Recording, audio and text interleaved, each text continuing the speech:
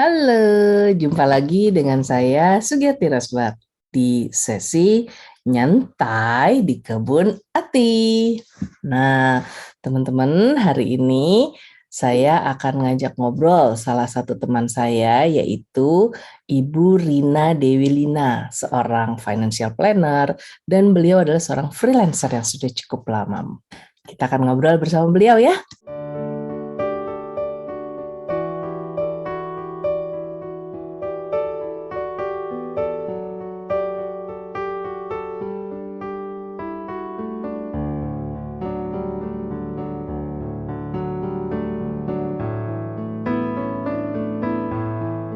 Selamat pagi Mbak Rina, apa kabar?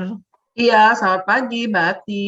Kabar baik. Alhamdulillah. Nah, kita mau ngobrol-ngobrol nih Mbak. Mbak Rina nih bergerak dalam bidang walaupun finansial, tapi kan dulu sempat di korporasi, kemudian di freelancer gitu ya. Nah, apa sih sebenarnya freelancer? Kenapa sih? Bedanya apa sih? Kadang-kadang orang suka mikir ya, kayak saya dulu kan dari korporasi di 30 tahun terus saya pindah ke freelancer gitu ya. Ini udah 2 tahun gitu ya. Dulu kan mikirnya kalau orang bilang, oh freelancer mah nyaman, santai. Padahal ternyata 24/7, bukan 9 to 5. Mbak, Iya, boleh cerita dulu dong Mbak Rina, latar belakang Mbak Rina, segala. Terus sampai cerita dulu tuh sempat kerja di mana, gimana. Boleh Mbak diceritain Mbak, silakan. jadi waktu baru selesai S1, aku ngelamar-lamar kerjaan. Waktu itu sih perusahaannya adalah perhotelan ya. Oh, Tapi oke. bukan yang di hotelnya, aku Hmm. yang di Jakarta di kantor Hmm. pusatnya. Kemudian kurang lebih 5 tahun aku kerja di situ, aku pikir eh, aku pengen belajar lagi. Karena waktu itu kan S1 ya, aku Hmm. pengen belajar lagi, ingin menambah ilmu lagi menjadi S2. Karena memang pada waktu itu tidak dapat izin untuk keluar keluar kantor untuk menimba ilmu, jadi aku berhenti pada saat itu. Nah, pada Ah. saat itu juga aku udah nikah ya, udah Hmm. nikah dan waktu mengambil S2 itu sudah punya anak dua. Hmm. Satu, Hmm. satunya masih umur 8 bulan. Oh. Masih 8 bulan. Hmm. Kebayang nggak sih ya zaman bahela gitu terus mau sekolah S2, anaknya umur 8 bulan yang tengah malam masih sering bangun, Hmm. Hmm. tapi memang karena tekadnya ingin belajar lagi untuk nambah ilmu terutama, dan pada waktu itu sih pengennya untuk karir ya kan. Akhirnya aku berhenti kerja, kemudian ambil sekolah S2, lulusnya tahun 95 S2. Hmm. Hmm. Hmm. Hmm. Kemudian mulai cari-cari kerja lagi, ternyata nggak mudah loh nyari Hmm. kerja setelah lulus S2 juga. Hmm. Karena Hmm. kita berkompetisi sama anak-anak yang masih muda, yang lulusan dari luar. Dulu mah nyarinya masih di koran ya. Ya. Ah. Ya pada akhirnya nyangkut lah di sebuah perusahaan bareng-bareng sama teman. Tapi pada waktu itu juga eh, akhirnya harus pindah lagi karena di satu tempat yang sebelumnya kurang pas, aku Hmm. pindah lagi bekerja di perusahaan yang satu lagi. Barulah Hmm. kurang lebih sekitar 3 atau 4 bulan ya kerja, pindah-pindah kerja tersebut di perusahaan trading. Tapi Hmm. baru mulai udah training ke Filipina ya karena barangnya mau diambil dari sana. Kemudian eh, baru juga mulai berapa bulan terus krisis moneter, akhirnya perusahaannya bangkrut, Hmm. anggur dong. Hanya juga baru S2 ya, di Hmm. mana-mana kan pengen kerja tuh di tempat yang lebih baik dari itu. Tapi Yes. ternyata udah melempar kurang lebih 200 lamaran. Ternyata yang manggil juga perusahaan-perusahaan sekuritas. Hmm. Udah sempat training tapi kayaknya kok nggak cocok ya aku di Hmm. situ. Hmm. Akhirnya ada panggilan lagi yang kantornya dekat rumah. Rupanya itu perusahaan asuransi juga, namanya Allianz. Tahu tahu. Ah. Akhirnya ya udah bekerja di situ daripada aku pikir kalau nunggu-nunggu lagi pekerjaan walaupun di sini bukan yang bergaji, tapi aku nggak mau tabungannya habis. Jadi mulailah di situ gimana caranya aku mau mulai memilih gimana caranya aku menggaji diri sendiri. Karena kan Hmm. based on commission ya kalau di situ. Hmm. Hmm. Hmm. Bagaimana menggaji diri sendiri dengan cara kerja yang seperti bekerja biasa. Karena dulunya juga karyawan cukup lama, jadi aku memperlakukan pekerjaan di asuransi sebagai agen asuransi juga kayak kerja di kantor. Hmm. Waktu Hmm. kerjanya adalah udah dibuat seperti itu. Ya Hmm. alhamdulillahnya ternyata dalam waktu yang tidak terlalu lama bisa mencapai, dulu zamannya namanya masih branch manager ya.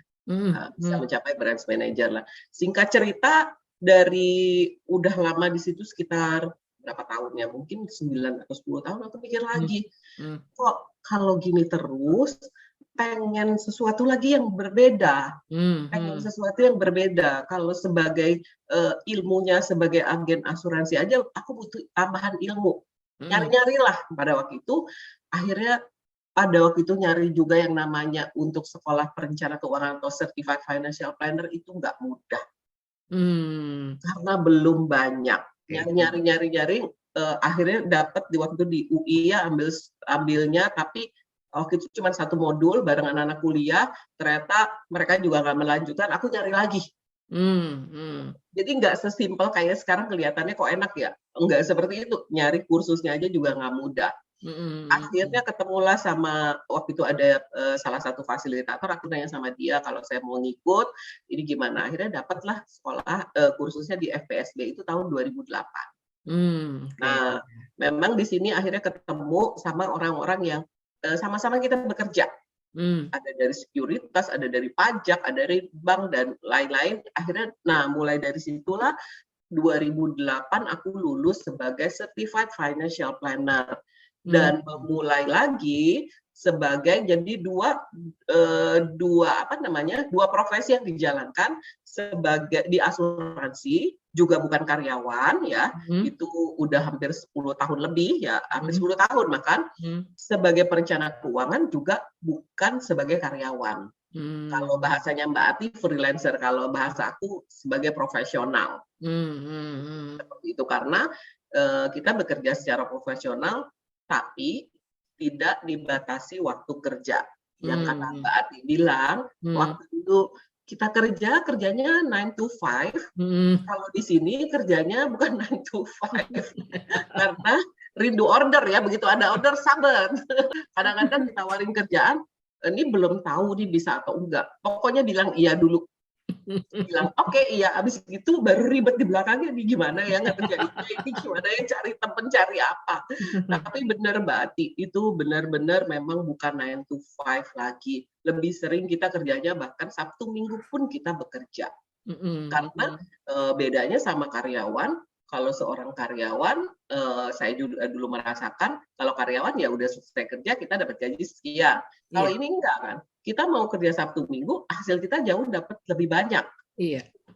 Nah itu singkat ceritanya dulu nih Kak Ati. Sampai akhirnya Hmm. sebagai perencana keuangan dari tahun 2008 yang sampai sekarang. Ya, jadi menarik ya bahwa sebenarnya kalau boleh dibilang gitu, kalau kayak saya kan memang pilihan untuk menjadi seorang freelancer gitu ya.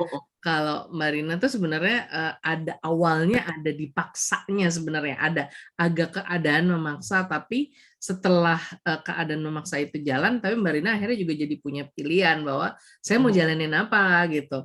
Udah lempar 200 lebih lamaran dengan menulis ya, itu lamaran zaman dulu gitu ya. Dengan menulis nggak dapet akhirnya justru tawaran yang datang ya sebagai pekerja bukan pekerja tetap gitu. Kayak sekarang nih gitu ya, kan kondisi sekarang juga banyak yang memaksa orang seperti itu. Ada beberapa orang yang sering datang ke saya terus bilang gini, iya tapi saya pengen tetap kerja di perusahaan gitu ya. Ya alhamdulillah kalau bisa, tapi kan kalau sekarang juga kan sebenarnya kondisinya sama dengan 98 waktu itu ya Pak. Betul, betul, betul. Bahkan even lebih worse dari 98 kalau saya bilang, karena unpredictable situation gitu. Kalau 98 itu kan istilahnya hanya beberapa country dan bisa dibantuin. Kalau sekarang kan semua country mengalami hal yang sama gitu ya. Betul. Wah, menarik. Nah, sebenarnya Mbak Rina kalau saya ngeliat dari ceritanya Mbak Rina gitu ya, apa sih hal yang Mbak Rina lihat, satu hal perbedaan yang sangat mendasar dari sebagai seorang pekerja karyawan gitu dengan Mbak Rina bilangnya profesional gitu. Kalau saya kan bilangnya freelancer tapi harus freelancer profesional, karena orang mikir freelancer tapi ya udah freelancer aja, tapi benar freelancer profesional gitu. Perbedaan dasar selain pendapatan, selain waktu kerja gitu ya. Apa yang Mbak Rina lihat berbeda antara sebagai seorang karyawan dengan seorang pekerja profesional freelancer ini? Ini penting sih untuk diketahui orang banyak. Aku 22 tahun loh di dalam bidang bukan sebagai karyawan. Yang pertama, tadi yang Mbak Eti bilang, kondisi sekarang nggak beda jauh sama dulu, bahkan ini lebih worse dari dulu. Nah, seringkali orang bukan nggak mau memilih ya, tapi ya tadi kesureke sama pendapatnya dia mau jadi karyawan aja. Menunggu setahun, 2 tahun, 3 tahun, kondisinya makin sulit. Aku nggak mau ngalamin itu, karena aku nggak senang mengeluh. Cuman mengeluh aja, listrik naik, ini naik gitu ya, bahan makanan naik, duit nggak dapat, aku nggak mau begitu. Nah, jadi dari situlah aku pikir harus melakukan sesuatu, karena ketika sedang nganggur pun aku nggak diem aja. Aku belajar jahit, belajar ini, belajar itu untuk tetap menghasilkan uang. Nah, pertama itu kita mesti sadar dulu bahwa diri kita sekarang adanya di mana.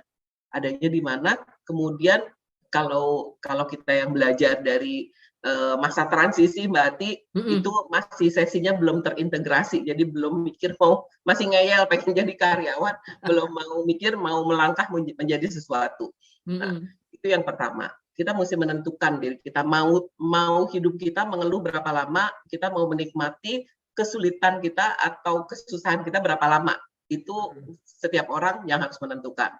Nah, yang kedua, mungkin kira-kira gini kali, kenapa kok aku bisa bertahan sekian lama nggak mau jadi karyawan lagi? Karena sebagai profesional, walaupun bukan sebagai karyawan, aku memperlakukan pekerjaan aku bekerja seperti seorang yang berada di kantor. Waktu kerja orang kantor tuh berapa lama? Misalnya 8 jam sehari. Oke, lakukan minimal 8 jam sehari. Mau liburnya kapan? Walaupun aku nggak libur mungkin 1 minggu, tapi ngambil liburnya di hari yang lain. Jadi itu yang membuat adalah pertama komitmen. Bukan komitmen, yang pertama adalah motivasi dulu.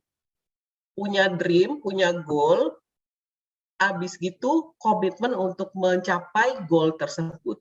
Nah, memang yang kayak seperti pekerjaan freelancer-nya Mbak Ati atau sebagai profesional, kalau kita tidak punya motivasi, kita nggak punya goal, ya udah kayak kemarin pandemi hampir 2 tahun ya, sekarang ya masih pandemi.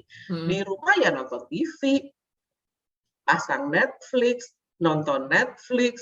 Alasannya kalau di rumah nggak bisa ada suasana kerja.